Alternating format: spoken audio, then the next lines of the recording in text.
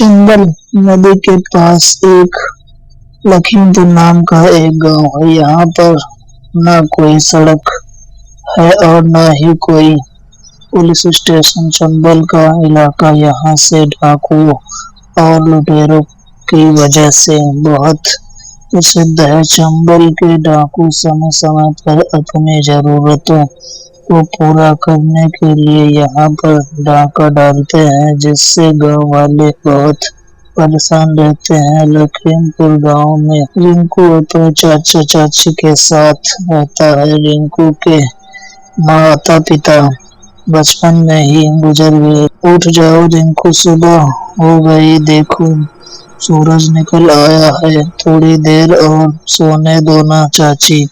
रात को क्या डाका डालने गए थे जो इतनी देर तक सो रहे हो? तो आपने मुझे भी डाकू बना दिया। रिंकू शरीर से अपाहिज है, वो चलते हुए थोड़ा लंगड़ाते हुए चलता है, जिसकी वजह से सभी लोग उसका मजाक उड़ाते हैं। वो जब भी कहीं बाहर जाता तो बच्चे उस पर हंसते और उसे चिढ़ाते। इसी तरह एक दिन रिंकू सामान लेने दुकान पर जाता है। अंकल, 2 पैकेट मैगी देना। कैसे हो रिंकू? बेटा मैं ठीक हूँ, ये लो तुम्हारे मैगी। रिंकू दुकानदार को पैसे देकर मैगी का पैकेट हाथ में लेके घर की तरफ चला। तभी कुछ बच्चे उसके सामने आते हैं। अरे देखो देखो, लंगड़े भी मैगी खाते हैं। मैंने तो सुना था कि लंगड़े लोग सिर्फ लाते खाते हैं। कहीं मैगी खाने से हम लोग भी लंगड़े ना हो जाएंगे? हाँ, हो भी सकते हैं भाई। मैं तो आज से ही मैगी खाना बंद कर दूंगा। रिंकू इनकी तरफ देखता है और उसको बहुत बुरा लगता है, पर वो कुछ भी नहीं कह पाता और उदास होकर अपने घर की तरफ बढ़ जाता है। रिंकू अपने घर में पहुंचता है और रोने लगता है। क्या हुआ रिंकू? बेटा चाची, आज फिर से बच्चों ने मेरा मजाक उड़ाया। सभी लोग मुझे लंगड़ा कहते हैं। बेटा वो तो बच्चे हैं, मजाक मस्ती तो करेंगे ही ना, उनकी बात पर ध्यान मत दो। अब तुम बड़े हो चुके हो, तुम्हारी तो शादी करने की उम्र हो गई है। शादी की बात सुनकर रिंकू के चेहरे पर मुस्कान आती है। अब रिंकू के चाचा चाची उसके लिए लड़की देखते हैं, पर जब भी किसी को पता चलता है कि रिंकू अपाहिज है तो हर लड़की उससे शादी करने के लिए मना कर देती है, जिससे रिंकू के घर वाले बहुत परेशान होते हैं, क्योंकि रिंकू की उम्र बढ़ रही थी और कोई भी लड़की उससे शादी करने के लिए राजी नहीं है। इसीलिए रिंकू के चाचा चाची एक लड़की से रिंकू के अपाहिज होने की बात को छुपा लेते हैं और रिश्ता तय कर लेते हैं। रिंकू बेटा, एक लड़की ने शादी के लिए हाँ कर दी है। ये देखो उसकी तस्वीर, सीमा नाम है इसका। क्या सचमुच मेरी शादी होगी? हाँ बेटा, तुम्हारी शादी होगी और इसी लड़की से होगी। चलो शादी की तैयारी शुरू करते हैं। रिंकू और उसके चाचा चाची शादी की तैयारी शुरू करते हैं। रिंकू बहुत खुश दिखाई दे रहा था। आखिरकार शादी का दिन आ जाता है। मंडप सजा हुआ है और रिंकू बैठा हुआ है। फेरे का समय निकला जा रहा है। लड़की को बुलाएं। सीमा मंडप में आती है। फेरे लेने के लिए रिंकू खड़ा होता है तो सीमा देखती है कि रिंकू अपाहिज है। ये क्या, ये तो लंगड़ा है। आप लोगों ने इतनी बड़ी बात मुझसे छिपाई।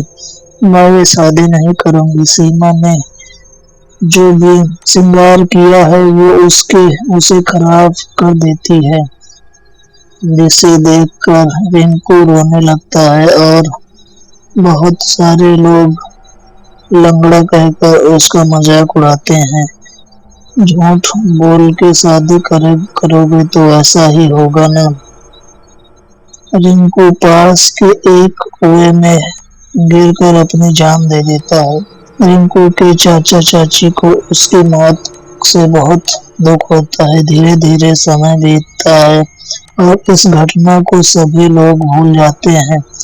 किसी को याद भी नहीं कि इस गांव में रिंकू नाम का कोई अपाहिज लड़का रहता है। अब सीमा की शादी एक दूसरे लड़के से तय होती है।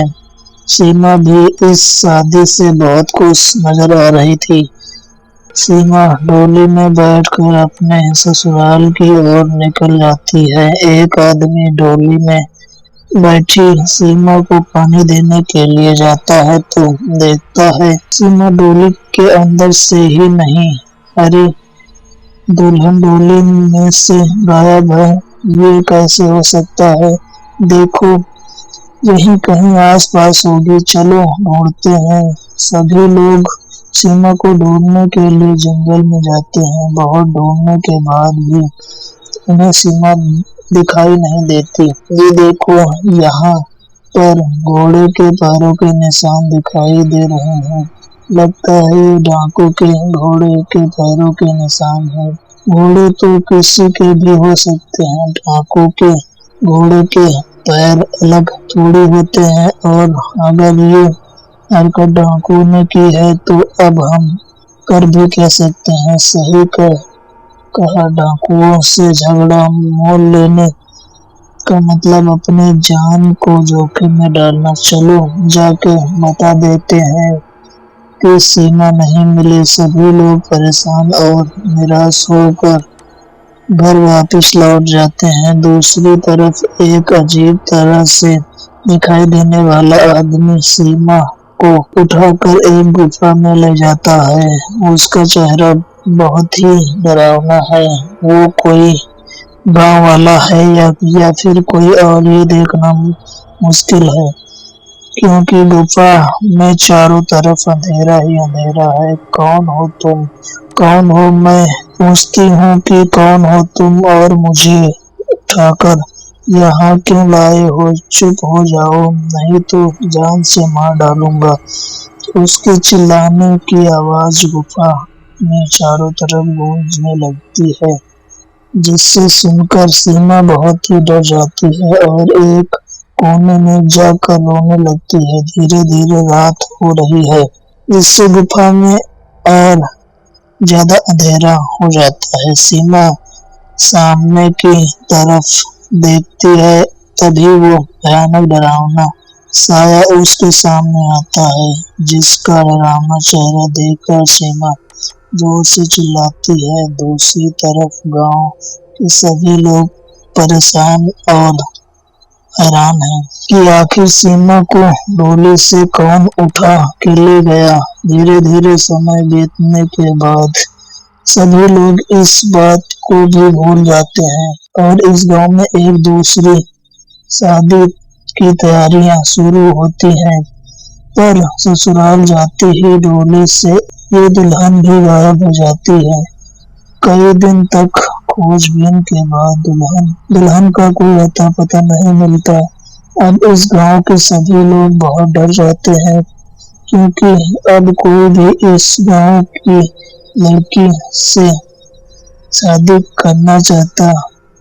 सभी को डर है कि इस गांव में उनकी बेटी दुल्हन बनके नहीं आ पाएगी। इस गांव में आने से पहले ही गायब हो जाएगी। आखिर इस गांव में आने वाली दुल्हन को डोली में से कौन उठा रहा है? क्या ये काम डाकुओं का है या फिर किसी भूत का, शैतान का?